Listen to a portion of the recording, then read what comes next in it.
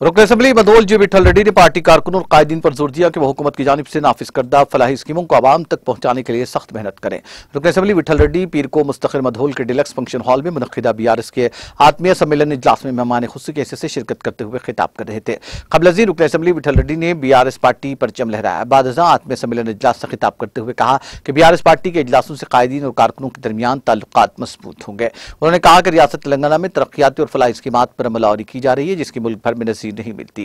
उन्होंने कहा कि वज़ीर आला KCR की जानिब से नाफिज करदा फलाही स्कीमों को कौमी सतह पर तरजीह मिली है। उन्होंने वजाहत की कि वज़ीर आला KCR ने रियासत को सरसब्ज़ शादाब बना दिया है। उन्होंने कहा कि तेलंगाना वाहिद रियासत है जो किसानों को रैतु बंधु और रैतु बीमा जैसी स्कीमात फराहम कर रही है। इस मौके पर BRS मंडल सदर अफरोज खान, PACH चेयरमैन वेंकटेश गौड़, साबिक PSAID चेयरमैन सुरेंद्र रेड्डी, रैतु बंधु समिति सदर राम रेड्डी के अलावा दीगर मौजूद थे।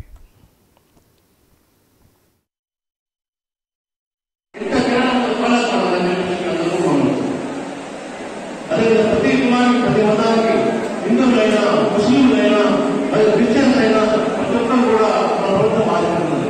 ఇలా ఆదుకోవాలి తప్పనిసరి. ఎందుకంటే ఇది సెక్యులర్ రాష్ట్రం, మన భారత రాజ్యాంగం సెక్యులర్ రాష్ట్రం. అంబేద్కర్ రాష్ట్ర రాజ్యాంగం వారు ఏమంటారంటే రాజ్యాంగంలో అన్ని కులాలు మధ్యలో ఒకటే, ఏ కులమైనా ఏ రకమైనా ఒకటే అని చెప్పేసి చెప్తున్నారు. మరి వెనక్కి మాయుంటుంది ఆత్మ రంగాంగా అట్టాంగా कहते हुए आप सभी लोगों को मुबारक। मैं अल्लाह से दुआ करता हूँ, अल्लाह से गुजारिश करता हूँ सबको अपने अपने बल्कि మరి ఇటువంటి కార్యక్రమాలు మన ప్రభుత్వం చేస్తున్నది, ఇంకా చేయవలసి ఉన్నది. మరి ముందనే గత 15 నెలల క్రితం MLS మీటింగ్ మన KCR సమావేశపరిచి మరి రాబోయే రోజులు ఈ నెల 30 తారీఖులోగా కొన్ని